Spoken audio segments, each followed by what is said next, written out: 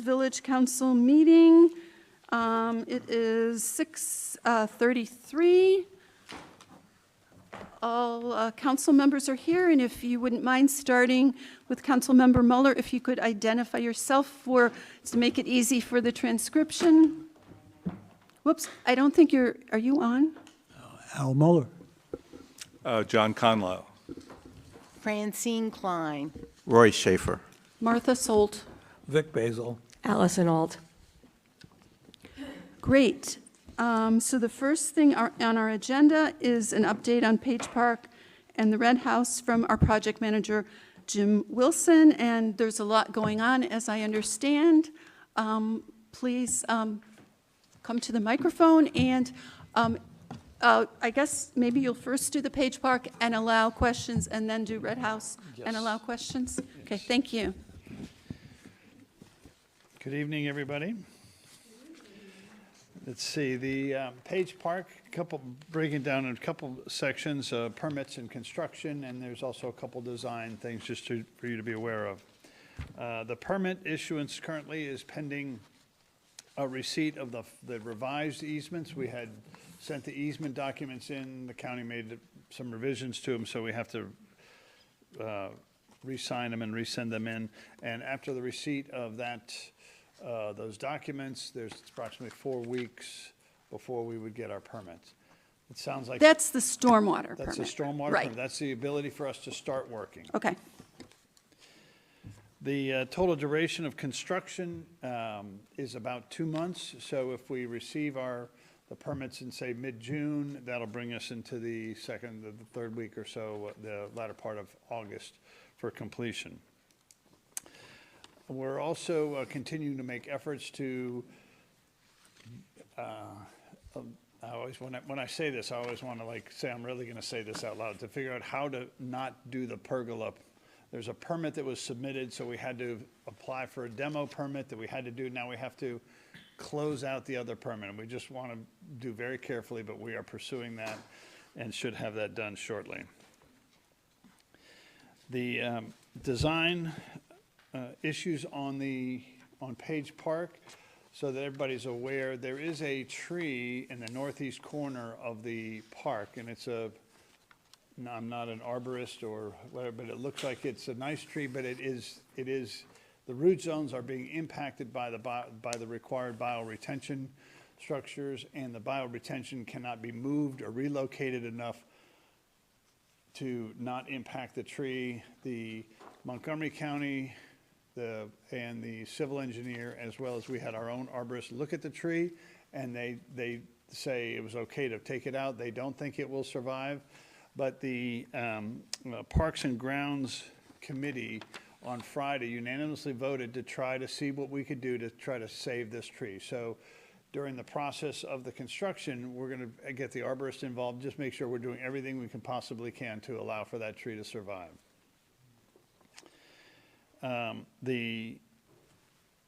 Another point, we are reaching out to the playground manufacturers who were interested in the project some time ago. We're reaching out to them with the drawings and saying, here is the space that's available for a playground for children's equipment, and ask them to make the recommendations. There were several pieces of equipment that were identified in the past, but they weren't necessarily located exactly and situated with our specific situation. So we're sending them the drawings. Actually, Julian sent them the drawings, and they're starting to get feedback too, is what can we do in that space that we have. Lastly, we had conversations about putting a fencing on the top of the wall, the back, what would be the wall most closest to the sidewalk where the pergola previously existed. In looking at the situation, the height of the fence that's above the wall, the top of that fence was going to be between 8 and 9 feet above the sidewalk. You're a distance away, but it's 8 or 9 feet, just to give you a visual. And the conclusion was that as the fencing is not required to meet code, that in the Parks and Grounds that we agreed to, it was agreed that we would not be putting the fencing up now. You can do it at a later date if you so chose. You could put a railing or you could put the fence up. But because it's not required by code and having something that's, 8+ feet in the air as you're walking down the sidewalk, it'll look like a fence across there and not terribly inviting. If I could just ask you to pause for a second. Yes. We originally thought we would be voting on not having the fence, but it turns out, and I'm trying to be very procedurally proper here, we didn't officially vote on having the fence, so we don't need to have a vote to not have the fence.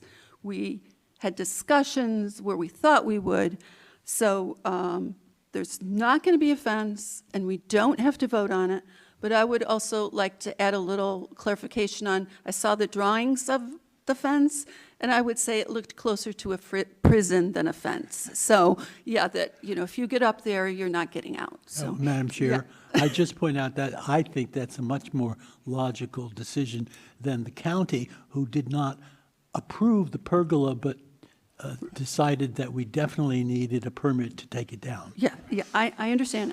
So I just wanted to explain, no fence, no vote, and our project manager has explained the rationale. So thanks. So continue on. So that's where we stand currently on Page Park, and as far as the Red House is concerned, there was a. Can I? Yes, Do ma'am. we want to have Yes, questions now? I'm sorry. That's okay, I usually Go don't have. right ahead. First, what is the easement for? What does that mean? The when we- easement, whenever you have environmental devices, and that's why I'm calling these bioretention. Basically, they're places that capture water and allow the water to drain through the ground itself and not running off into the street. So whenever you have these devices or structures, even though it's not really a structure, it's the county, everywhere in the county, you are required to put these devices or these structures in an easement, because if the tenants or the operators, the owners do not take care of them, the county has the right to come in and do whatever maintenance may be required. So we have to put them in an easement. Thank you, that explains that. Another question, I was unaware that we were going to seek to put any playground equipment on the site. I welcome that idea, but I know that the neighbors who look down on the park, the last time we had this discussion years ago, they were opposed to anything that was like bright neon colors, which playground equipment typically is, and they had suggested things that were more natural, play equipment made of wood. So my guess is that the view of the neighbors has not changed in that regard, and I would keep that in mind. Also, the best piece of play equipment that I've ever seen is very close to us. I'm not saying it will do for us, but it's at the West Bard playground along River Road, where EYA is building a series of buildings now. And it is a combination of various ways to get up to a slide, and the beauty of it is that it actually encourages group play while you're getting up to the top of the slide, which no other slide I've ever seen does that, because there's only one stair up and one way down, and so you have to take your turn and wait. That's not what this does. If, just for your own education, if nothing else, if you would pass by and take a look at that. Sure. And see how big it is compared to the space that we have. Yeah, Because you're- that is the central piece at that playground that children play with. Yes, I will. I think I know where you're talking about. I've gone past there, Ann. Your play area is very small, and it's surrounded by a stone edge, which is probably going to preclude anything from getting up, just because they're so heavily governed, legal, safety, rules and regulations around play areas. Do we still have the space then that's considerably lower than the surrounding space? It was, in this revision, or in this updating of the designs, that area was raised up to be at the level of the patio that's kind of, if I'm calling it a patio, the stone's top area, because we were gonna have to put another ramp to go down into it to be accessible. So you either put a ramp and lose probably Yes. 15-20% of it, or you raise it up. Yes, and you that's what keep- I so had recalled. It's pretty small, so you're gonna have something I that'll be still would low. like you to look at that, because they may have a smaller version of that Yeah. that would work. If nothing else, find out who And did it. That's fine. Oh. And I don't think we're ready to vote on anything unless we get community input. Right. Thank you. Madam Chair, responding to my colleague, the intent was that this be for very little children, like 2 or 3-year-olds. So there are a number of things that were sort of screened, and it was felt that no more than 2, possibly 3 of these things might fit in there. So it'll be interesting what happens. And they were all, as Councilwoman Klein suggested, they were all either wood or painted a dark color. So that's consistent with what the community wanted. Yeah, but that's true. I did see them, and that's true. Other questions or comments on Page Park? Do you folks have any questions or, okay. I'm sorry, go ahead. So you mentioned you think everything's done by August? And then to get everything approved and checked off, is it weeks more or days? more? No, well, it's August, and it's kind of weather, obviously, if we have, please do understand, it's a date that is impacted by weather. The contractor had 40 work days, so that's 2 months of No, construction. I mean, So as far as then getting everything signed off, that will be relatively quickly. You will probably have there are bonds, I believe there were bonds that were posted, right, that were issued. So you will get access to use the park before you will get all the bonds released from the county. oh, So- okay, So it'll be quick. It's not a long process to be able to occupy it. okay, thank you. I think we're ready for the Red House. Thanks. Yeah, the Red House, there was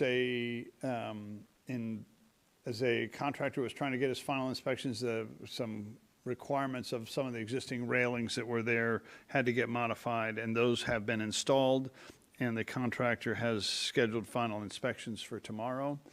And once they do that, we will be done with our inspections. We are still we're going to have to plan the timing, and we're going to put a small railing around, or guardrail around the edge of the parking lot.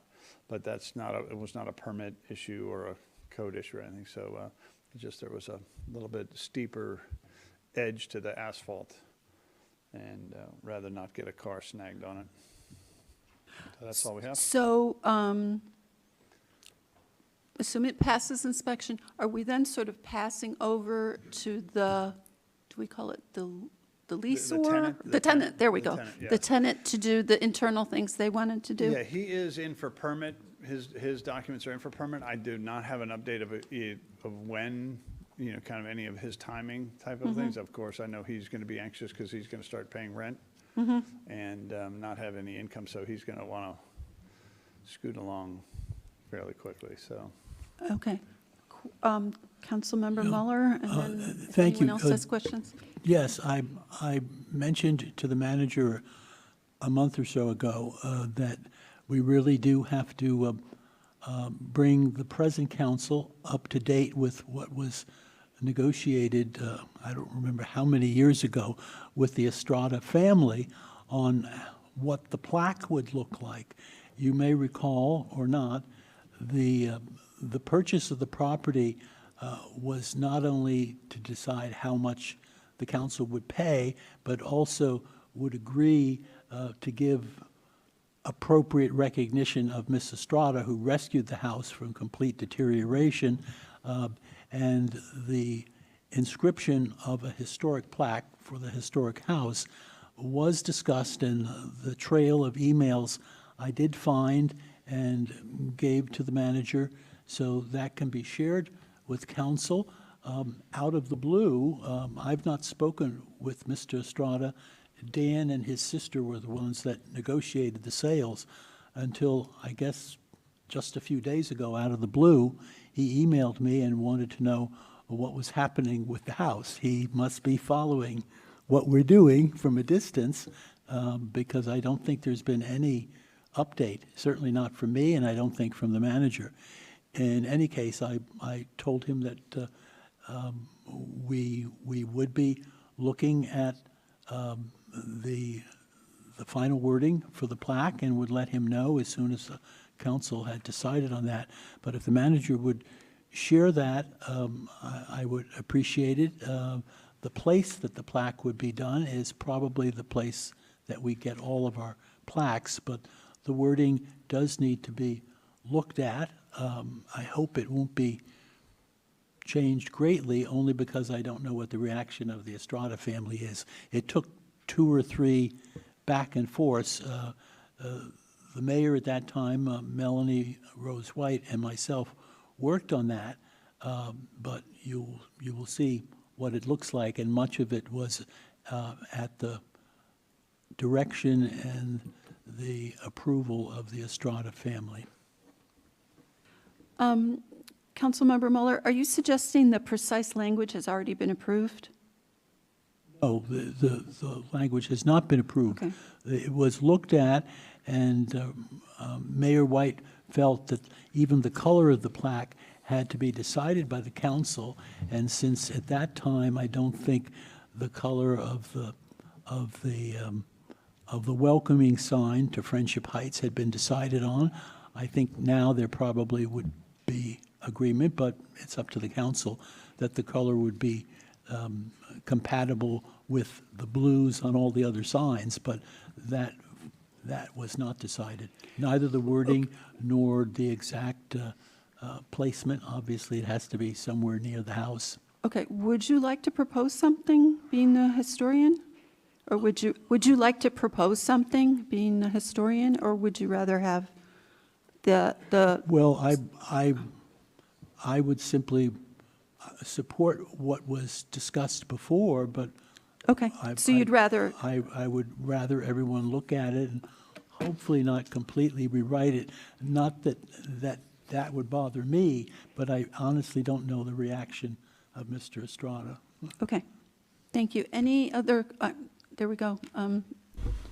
Mr. Mansfield? Just one other quick point on Red Houses. We still have on our to-do list is the repainting of the house and the repair of the front porch, which is going to be a separate RFP that Jim and I are going to be working on. It does not relate to the inspections and the timing of the permits and everything else, but it is still to be done. Thank you. Any other questions or comments? Thank you. Thank you very much, Jim. You've been very helpful on all these things. The next item is chair's announcements, and all the important things have already been shared or will be shared by other council members here and possibly our manager, so I don't want to take too much time here, so I think we should move on to the general comments from the public, and we're waiting to see if we have anything.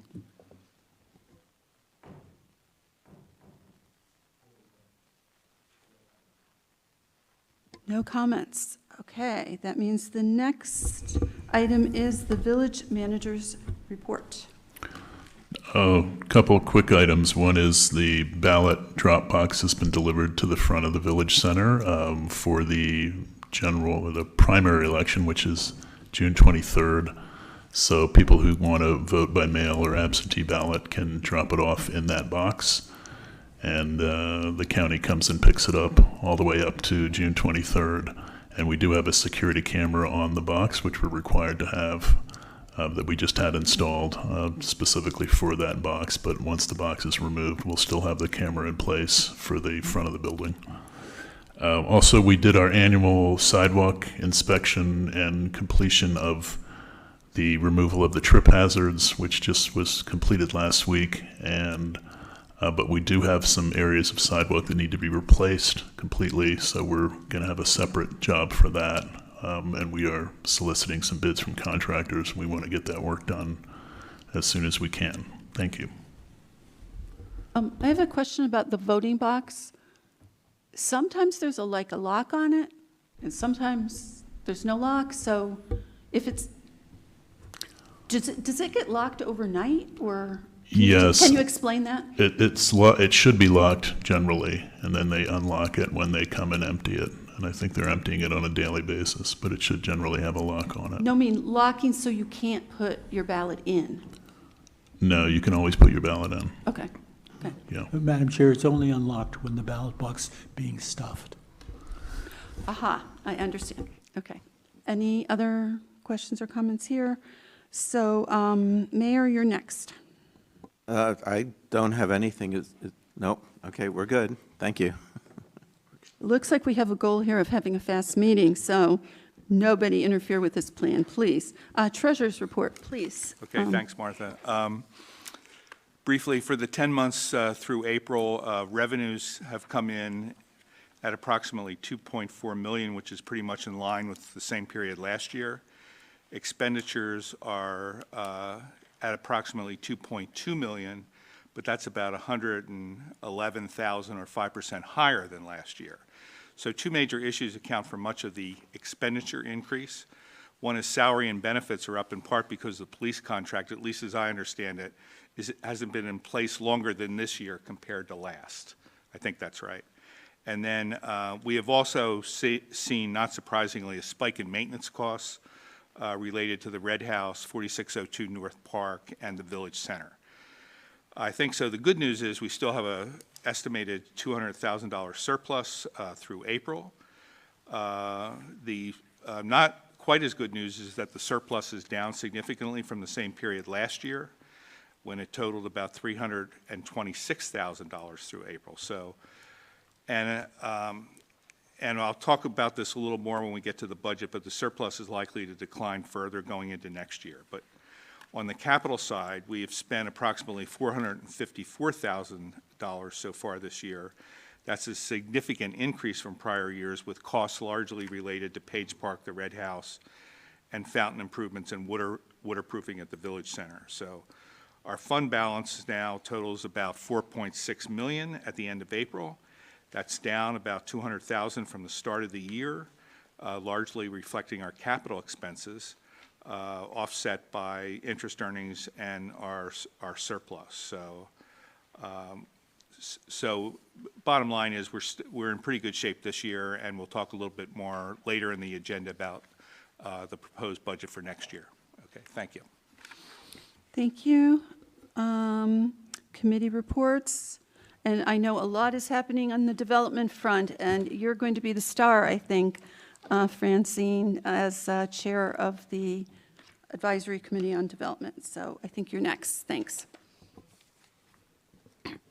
Hi, everyone.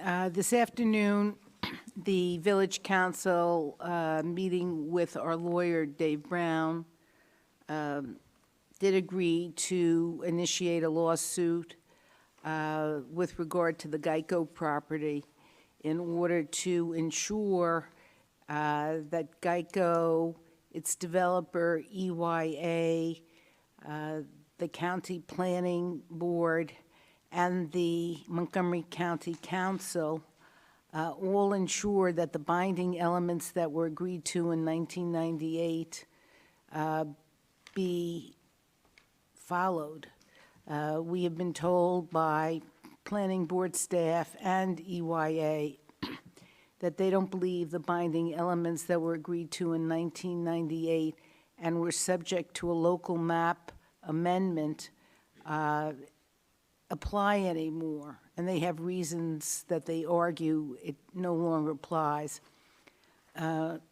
As recently as November of 2025, the Planning Board gave direction to Geico to proceed in accordance with the action that was taken in connection with the local map amendment in 1998, and that requires that the binding elements be adhered to. Now, these binding elements, because they're not being adhered to, mean that EYA thinks it's able to build houses along Willard, build buildings along Willard, residential buildings along Willard, that are higher than the plan called for in 1998. And they also think that they can short the community on the amount of green space that was required by the binding elements in 1998. Those are only a couple of examples of what we think needs to be followed through on. So that's the news from me. We continue to meet with candidates for office and educate them about the situation here in the village with regard to parcel 4 and parcel 6. Actually have more to say. We did a jot form. I want to thank Jason Goldstein and Julian Mansfield for their work. This was the first jot form that we've ever used in the village. It required coordination with the Citizens Coordinating Council of Friendship Heights, which helped answer our questions about how to use a jot form. A jot form is a form that's prepared in advance and then sent to residents so that by reading the form and adding their name to the form and hitting the submit button, their position on issues goes straight to elected officials. In this case, the position was opposition to new high-rise buildings in the village, and by opening up the jot form, entering your name and other data, and then hitting the submit button, you could stand in opposition to new high-rises along Friendship Boulevard or North Park Avenue. I suggest if there are people who are listening to this who have not opened up the announcement, which said opposition to new high-rise buildings, that you can still do it. If it's still in your inbox, you can open it up today and send out the jot form. Folks, I know some have used it. I certainly have put it in, and everyone in your household can use it. So it's an individual vote that you get. We also have been working on a petition that's getting started at the Carlton, the Elizabeth and 4620, that specifically focuses on parcel 6, which sits between those 3 buildings.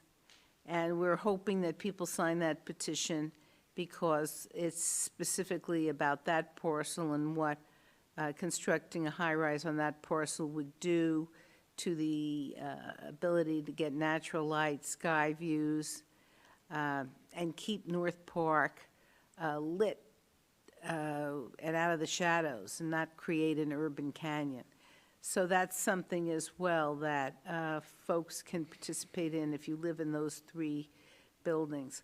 One of the questions that comes up is when you write these things, how come you don't put everything that we're unhappy about with the sector plan and with GEICO in the same letter? And the answer to that is we want to target specific priorities. So one letter may be dealing with GEICO, or a lawsuit may be dealing with GEICO, and then a petition may be dealing with parcel 6. We want our elected officials and our appointed officials to look at these issues separately and not just see everything listed necessarily in one letter, which the village has done. We've done comprehensive letters. But when it comes to gaining resident support, we also want to focus on the individual concerns that particular residents have, depending upon where they live in the village. And so that's where we are, and I think that that's a summary of it. Thank you. Thank you, Francine, for the tremendous effort you've put forth. And this is not an issue that's going to go away quickly. It's a marathon. It's not a sprint. And thank you for the legal work and the advocacy. And we're all, it's all of our jobs to help make people aware, and to the extent you believe it, of what's mentioned in the petition to try to get people to sign it. And I know, I live in the Carlton, I will be sending it out on the equivalent of our listserv, and I'll also be having times, I'll be in the lobby and say I'm going to be there from such and such times to answer any questions or to have it available for people to sign. So the more we let people know, the more we can be a cohesive community on this topic. But again, much thanks to everyone who's worked on development. I'm looking for what's next. Finance Committee. Okay, thanks, Martha. Real briefly, when the Finance Committee met back in March, we reviewed a draft of the operating budget. The committee voted to recommend the operating budget for review by the council. That is on the agenda today, although it's not entirely clear we'll move forward with it. In addition to that, we reviewed the capital budget. However, it was decided that the capital budget, we would hold off on recommending that to council until we had an opportunity to review it further. Both of these issues are likely to come up again at a meeting later this month or early next. And then the other thing that we did is we approved a vote to keep the property tax the same. That was referred to council, and it was approved by council at the last meeting. So that's an update on the Finance Committee meeting last month. Thank you. Parks and Grounds, I think our project manager shared a lot of what we decided and talked about at our last meeting. We spent a lot of time talking about a fence, and we spent, what else did we talk about? Oh, permits, when we're going to get things done. You've already heard all this, so I don't want to repeat myself. Policies and Procedures Committee. Thank you. Well, the committee met on May 8th, just this past Friday, and we're reviewing the village's parking policy and decided to conduct a survey to determine residents' preferences. The survey will be posted in the June newsletter, on the website, and other village communications channels, beginning on June 1st, and it will run through the entire month of June. We discussed parking enforcement, and the committee is exploring whether to change parking enforcement contractors. More on that as it develops. The committee is in the process of reviewing the personnel policy, and Mr. Mansfield had presented a draft policy that he and Mr. Goldstein prepared. The committee will make comments on the draft and take action at its next meeting. Thank you. Thank you. I think now we move to old business. Now, I think I mentioned, and the project manager did, the first item we will not, there is no need to vote on the fence. We are not putting a fence in Page Park, so we will not be taking up the first agenda item.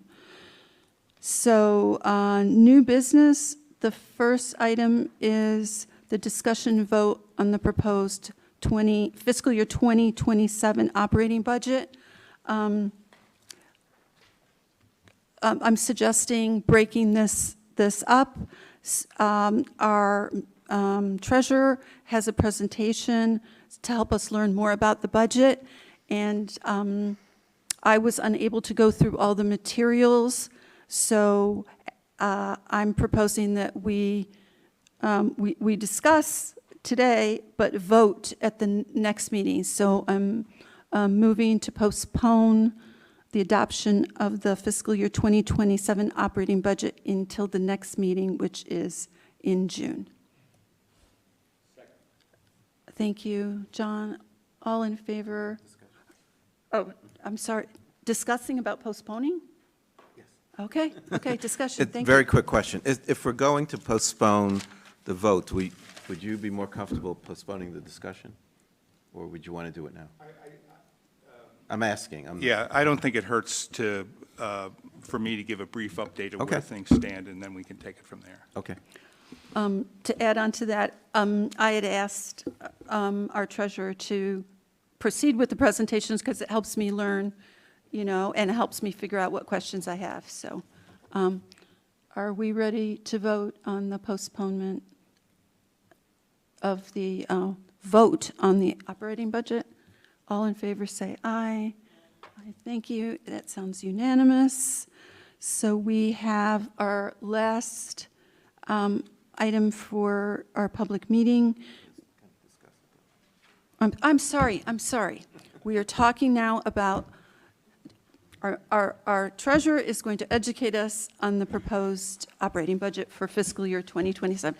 I apologize. I'm a little I promise to keep frazzled. it brief. Please don't feel the need to. I mean, we need I'm to kidding, learn. I'm It's kidding. important,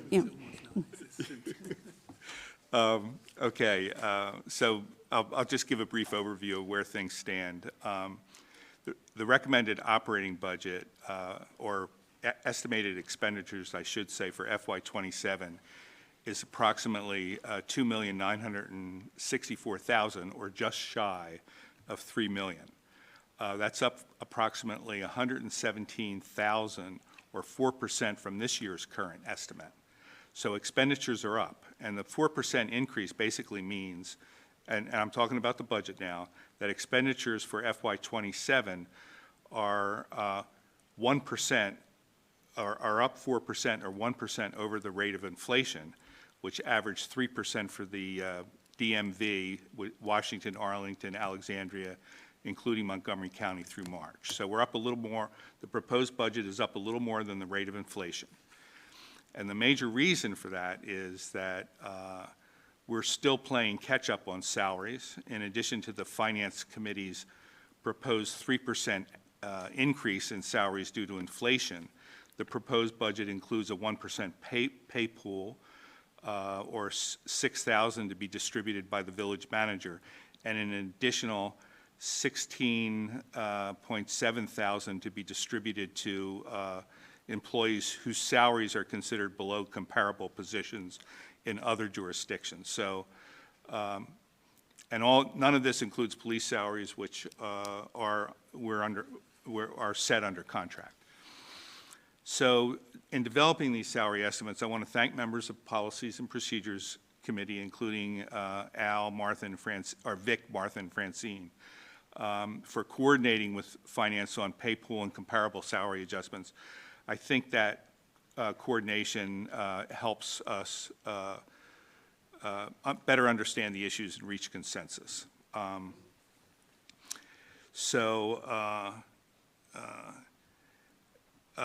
But salaries alone, I just want to point out, constitute about 37% of our total budget.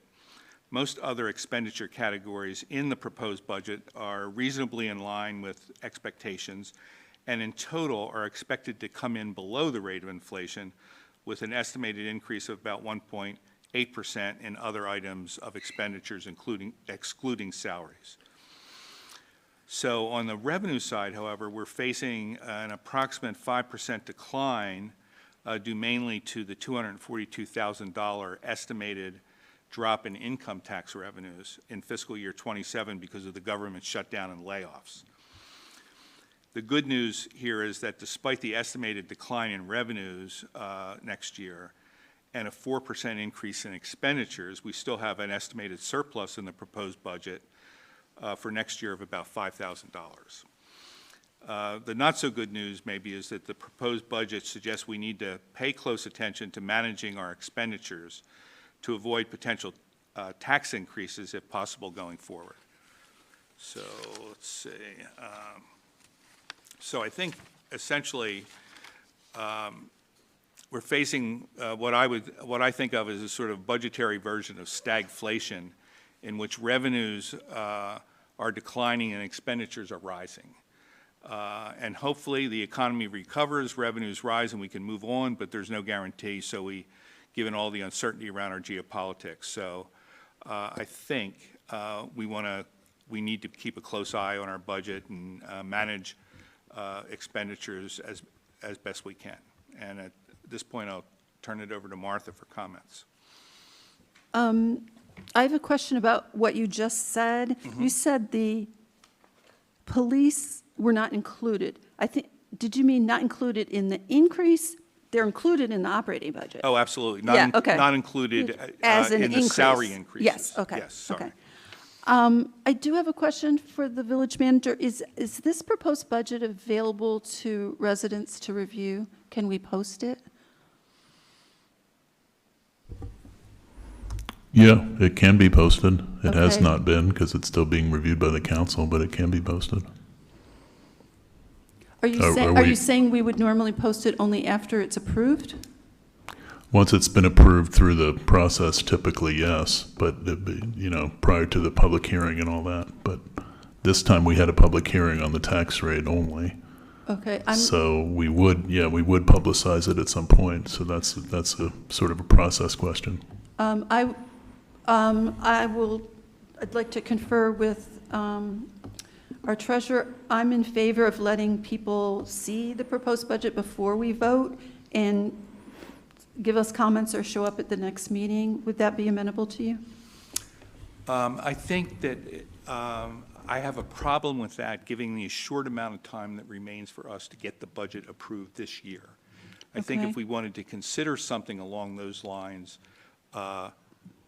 in succeeding years, we could do that. Okay. But I think we should have, if we do decide to do that, I think we should have a very well-defined process. Okay. And making sure that we have enough time, not only to get input, but to process it and make sure that it's all, and that can take some time, because, I mean, there's dozens of expenditure I know. categories. Okay, fair enough. I'll defer on that. But if I could also ask that there be copies available at the table when people come in at the next meeting. Councilmember Mueller? Traditionally, we have presented a draft budget to the population in the newsletter. I've sort of lost track of what we did or didn't do this year. Manager Mansfield, didn't we usually send out a draft budget? I know we used to have 2 public hearings, not one. Yeah, we 2 used public to hearings, and- combine the hearing Right, for we the only had budget and the one, tax but- rate, and there would be a public presentation of the budget prior to that. So we haven't had a, But we're not having a public hearing on the budget itself. We just had a hearing on the tax rate. And the budget was still being developed, so there was not a public posting of the Well- draft budget at that point. But it I certainly would can think- be, I would since hope it's, that beginning next year, we go back to a system that we have the draft budget before the public, before we vote on it. It's a guideline in any case. We try to hold to it, but obviously, we say it every year. The budget is not sacrosanct. The snow removal is the most obvious one that we can have a line item, but it's only an educated guess. But I'm concerned somehow. I thought we'd had something, mainly because we've all seen some aspects of it. But the public should traditionally see it before we vote on it. Can't we? and if well, we're- it has we're been gonna made vote on- available. It's been made available at the finance committee meetings whenever we've been talking I about know, the but the drafts. finance committee meetings Posting widely has not happened yet, no. The finance committee meetings are not intended to be a substitute for a full public disclosure to all the public, because the finance committee meetings are relatively small. Everyone's invited, and all 3 people who show up, I'm sure, are happy to see what is being done.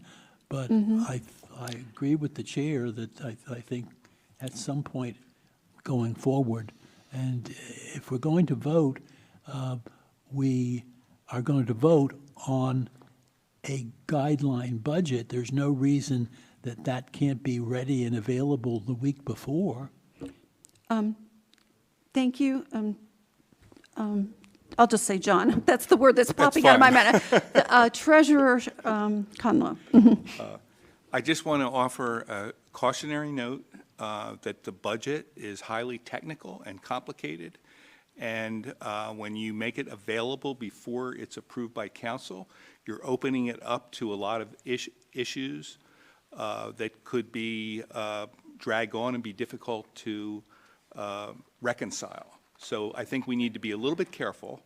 The idea that budgets are available to the public before they're approved is not something that I have much experience with. That usually in governmental agencies, the finance committee puts forward a budget, it's approved, and then it's made public. It's not. So I would be a little bit careful if we're going to go down that road, that we be very conscious of the fact that we could be opening up a bit of a can of worms, and we need to have a very clear process in place on how we would manage it. Thank you. So if I may ask you a question, if we historically put it in the newsletter, which would be what, like 2 weeks before our meeting, roughly, would you be opposed to that for the reasons you just mentioned? Or because it's not an Doesn't go in the actively newsletter. soliciting people's opinions, it's just, here's what we will be considering at the next meeting? Can you allow him to answer and then? Yeah. If we were to go down that road, I would suggest very strongly that we have a summary form of the budget presented, Okay. not the detail that we're currently looking at. Okay. So by major category, Okay. we could do something like that. Yeah. Would you feel comfortable with it, or are you reluctantly saying? I think I would feel comfortable with it if we had a process, if we talked about the process in place for how we respond to any comments that we get from it. In other words, just a little bit concerned that it could open up a kind of can of worms that would be difficult to manage if we haven't thought it through in advance. Okay, Mayor Schaefer? Well, I don't believe we've ever, in the newsletter, published a draft budget.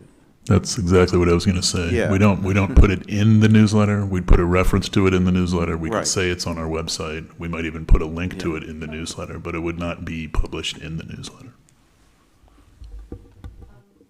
Madam Chair? Excuse me, but I'm pretty certain that we had either in the newsletter or in the annual report at some point, the annual report, yes, but the public got the chance to see the draft of the budget. And I don't know what can of worms the treasurer is concerned about. There were occasionally questions then at the follow-up public meetings of, well, what is line item J referring to? It went up. Those were rare, and those were answered by the treasurer or the chair of a committee. There wasn't any, I can simply say what's happened or not happened before. I don't know what types of problems there could be, but it's transparency, and the ultimate answer always was, well, these are guidelines to the best of the knowledge of the council and the manager. And we're not saying for sure that it's going to be within these limits, but they usually were, within 95% accuracy. I'm inclined to defer to the treasurer, but did you have something? Well, Mayor Schaefer? I was thinking maybe we release it with the agenda and put it up on the website, unless there's an objection to doing it that way. I think the only point I'm making is that we should discuss it further and have a clear process in place. Do we really want to put all the detail of the budget as we typically review it on the website, or do we want to have a summary level version that it's a little easier for people to get their heads around? Dozens and dozens of revenue and expenditure categories is a little bit much, I feel, to put out there in public before the council has reviewed it. That's my only point. Okay, so I think we can defer to you and your committee. Does that make sense to everybody? Okay. and then maybe figure out what we want to do other years. And when you say there's a lot of detail, that's why I proposed delaying, because I could not process it in enough time for this meeting, so I am sympathetic to that. We have, I think, 2 final items. One relates to the lights that will be in the fountain area in the front. And could I ask the village manager to explain sort of the option of what we're voting, what we can vote for and what the costs are? Yes, because I did get some additional information just this afternoon regarding, which I forwarded to the council, some specs, sort of information about the proposed lighting. And the Parks and Grounds Committee discussed this at their meeting last week and wanted the full council to sort of weigh in on this. So the just brief background, the fountain repair project included replacement of lights, but it did not specify color lights or white lights. So the RFP was issued and the bids came in. And then after the bid was awarded, we wanted to go back to them and ask them about the option of adding color lights to restore the fountain to what it had been many years ago with color lights in the pool itself. And so that led to basically a change order from the contractor to provide the option for color lights. And one question which Councilmember Klein asked today, which we got an answer for to confirm, is that you can have an option of all white lights or all color lights. That was not clear previously. So this lighting system would allow you to go back and forth. And the lights would be completely underwater. They're on the base of the fountain and covered, so they're not protruding, they're not sort of glaring or any kind of spotlights. They're basically sort of accent lights within the fountain itself. So the change orders for $3,500, which includes a remote control, which would allow us to go back and forth between the 2 different, either white or color. And it was technically more than 10% of the total cost of the contract. So under the acquisitions policy, I was required to notify the council before approving this, and that's what led to this discussion. I have a question. Can I make the motion to course. do this, and then we'll do it in the right order? So I move to approve the expenditure of $3,500 for for lighting of the fountain with white and colored options and a remote control. I second. Okay, Councilmember Mueller seconds. And is that clear, Mr.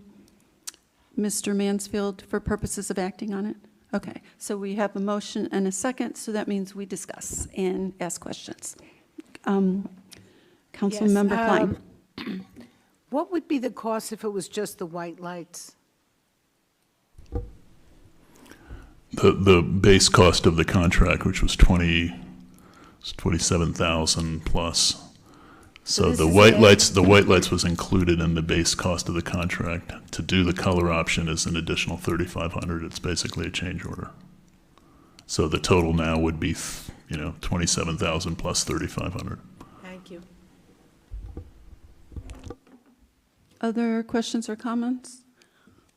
To be honest, I was one of the people that preferred the white, but now if we have an option that makes everybody happy, I'm certainly willing to go forward with that. Are we ready for a vote on this? So all in favor of approving the acquisition of a white and colored light and remote control for the, what do we call it? Fountain, that's right, fountain for $3,500, say aye or raise your hand. Aye. I can't, is Francine? Okay. I'll sing. Yes. Or are you saying no? Do I want to say no? You can vote no. I know we can. Okay, all those who abstain? I'm abstaining. Okay, and one abstention. Abstinence is good. So the motion passes. Yeah, I hope we're getting a lot more than one remote. Because I've had things I lose the remote and it's, yeah. Right. Come I thi- either in black or in white. Right. I think we need a motion to go into a closed meeting, and I need to read this aloud. I move that the council go into a closed meeting in accordance with Section 3-305B of the Open Meetings Act. Is that enough? For the purpose of 3-305B1 to B1. discuss personnel issues. To discuss personnel issues. Is there a second on that? Okay, there's a second. Who seconded? I don't think we need to discuss. Can we just vote to go into we know who the seconded? closed session? I'm assuming you're a yes, Vic, because you don't have your hand. Yes, we're going into closed session. Thank you very much for everybody who was online and came to our meeting. It really helps to have the public interested in what we're doing. Thank you.